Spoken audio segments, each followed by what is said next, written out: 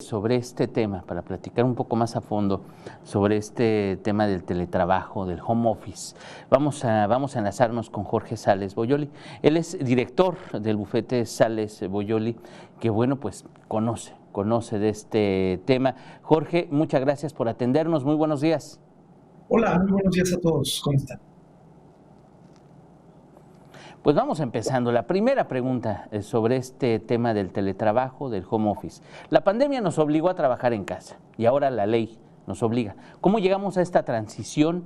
¿Cómo llegamos en México? Realmente pues no muchos hacíamos teletrabajo, no muchos hacíamos trabajo en casa o home office como lo conocemos. ¿Cómo llegamos a este momento cuando, bueno, pues ya es por ley? El teletrabajo era una tendencia que ya existía desde antes de la pandemia, como bien apunta Ulises. Incluso en México se hizo un primer esfuerzo bastante débil para regular el teletrabajo en el año 2012. Se le puso un parche a la Ley Federal del Trabajo en lo que corresponde al trabajo a domicilio. El trabajo a domicilio existe casi desde la época medieval, de aquellas personas que desarrollaban ciertos oficios desde casa. Y ahí en ese apartado de la ley se le puso este parche del teletrabajo, un parche bastante deficiente. Lo que hizo la pandemia fue amplificar esta tendencia y esto me parece que puso la alarma en el Poder Legislativo, quienes trabajaron durante el año pasado en una iniciativa de ley para regular el teletrabajo. Algo que es bien importante distinguir, porque ha sido una consulta frecuente de clientes y de personas cercanas a esta firma, es si en este momento esta iniciativa que entró en vigor ya es aplicable. Todavía no es del todo aplicable, aunque ya entró en vigor. Y la razón es porque ahora mismo muchos de nosotros estamos en un confinamiento obligatorio por mandato de ley y entonces es una causa de fuerza mayor, lo que hace que el teletrabajo, en cuanto a la voluntad de las dos partes, porque el teletrabajo en este decreto tiene que estar aceptado por ambas partes, se vuelva excepcional. Es decir, aquí no hay voluntad de las dos partes para confinarnos y trabajar desde casa. Es ante una contingencia por causa de fuerza mayor y en ese escenario todavía no es aplicable este decreto que se publicó antier y que entró en vigor el día de ayer, Ulises. Muy bien, en este sentido, las empresas, esa sería la otra parte fundamental, pues obliga a pagar una parte proporcional de internet, proporcional de luz. Estos gastos, las empresas están, sí tienen un ahorro por el que el empleado no trabaje en las instalaciones de la empresa, pero pueden erogar, tienen la capacidad para erogar este tipo de gastos. Esa es una pregunta que tenemos que contestar desde la realidad del mercado laboral mexicano. Yo te devolvería la respuesta con la pregunta de depende de qué empresa, ¿no? Tenemos empresas pequeñas, empresas medianas, empresas grandes.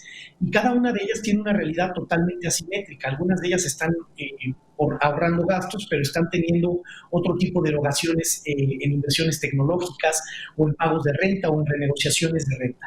Técnicamente, como está prevista esta iniciativa, que como cualquier acto humano es perfectible y es inacabado, el patrón y el trabajador se tendrán que poner de acuerdo para establecer un monto de este tipo de gastos. La iniciativa es un poco contradictoria porque en otra parte de la reforma establece que el patrón deberá pagar dichos gastos de manera proporcional.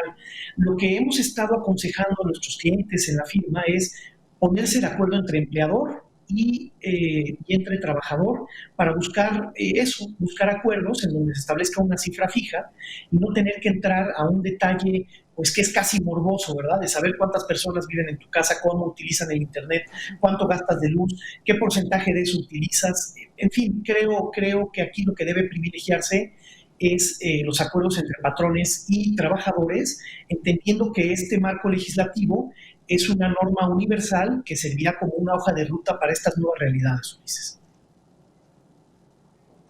¿Qué porcentaje, y eso me lleva a esta pregunta, qué porcentaje de empresas en nuestro país pueden lograr un desempeño óptimo de sus empleados a través del trabajo en casa?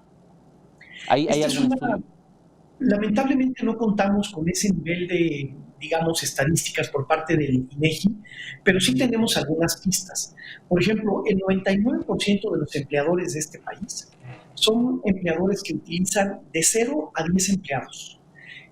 Esto no está vinculado ni reñido con el nivel de ingreso.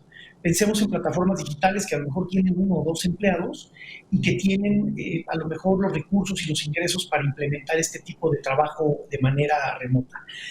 Aunque no contamos con estos datos estadísticos, podemos intuir algunas cuestiones y creo que cada compañía tendrá que resolver conforme a su cultura y a su realidad financiera y económica los retos del teletrabajo. Por ejemplo, se impone la obligación del empleador de proporcionar sillas ergonómicas y las menciona textualmente la reforma, se tendrán que proporcionar sillas ergonómicas. Habrá empresas que puedan comprar sillas de ciertas características y otras que tengan que adaptarse a otra situación. Da la impresión que la reforma lo que está buscando es ya no más sillas del comedor, ¿no? Entonces, no tenemos un dato para saber cómo lo pueden afrontar. Lo que sí creemos es que el mercado laboral es tan asimétrico que cada compañía lo tendrá que, pues eso, enfrentar de manera diferente.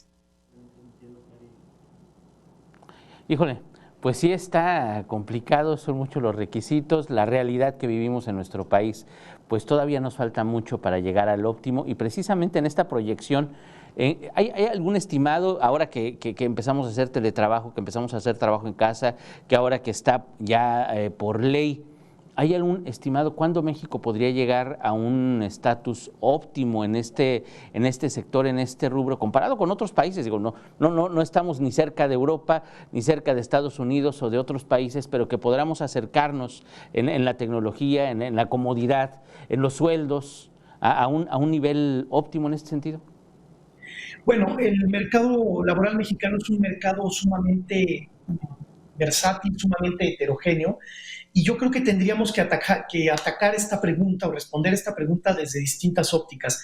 En el tema de salarios, por ejemplo, uno de los que mencionas, el salario mínimo en México es 800% más bajo que el salario mínimo de nuestros socios comerciales, concretamente de Estados Unidos, por ejemplo. Creo que ahí, aunque se han hecho esfuerzos por cerrar la brecha, todavía hay mucho camino por andar. México se volvió atractivo a la inversión sobre la base de un sindicalismo muy a modo y salarios bajos. Luego, en la parte de tecnología, pues México va como a 3 velocidades, ¿verdad? Hay regiones del país que tienen calidad en el Internet, en esto sí hay estadísticas, y hay regiones, especialmente la parte sur, donde el acceso a Internet es una situación pues casi inaccesible. Lo que resulta también interesante mencionar es que a nivel mundial casi ningún país estaba preparado para el teletrabajo en las condiciones que nos tocó vivir. Mencionabas Europa, que siempre es como un referente para nosotros como cultura y como avance y como tecnología y como calidad en el trabajo. Bueno, enfrentaron retos muy grandes porque los espacios físicos donde las personas viven en muchas ciudades de Europa, especialmente en ciudades grandes, en grandes capitales europeas, son espacios más pequeños incluso de los que tenemos y con una calidad de Internet incluso más baja que la que nosotros tenemos. Entonces, nos tomó a todos por sorpresa, pero creo que la tecnología también va muy rápido y nos obligó a todos a movernos. Basta ver, por ejemplo, cómo eran nuestras primeras llamadas de trabajo o videoconferencias y hoy creo que hemos evolucionado. Me parece que este tema de la tecnología llegó para quedarse, está avanzando de forma vertiginosa y todas las empresas tienen que replantear sus procesos de digitalización para poder sobrevivir desde el punto de vista de capital humano, pero también desde el punto de vista de economía y de modelo de negocio. Híjole, Jorge, pues es un tema bastante amplio. Vamos a tener que avanzar pasito a pasito. Ya nos estaremos comunicando para ver cómo vamos avanzando, cómo nos va llevando la tecnología, cómo nos va llevando la pandemia, cómo nos va llevando pues todo este ritmo que tenemos. Muchísimas gracias. Muchas gracias. Buen día.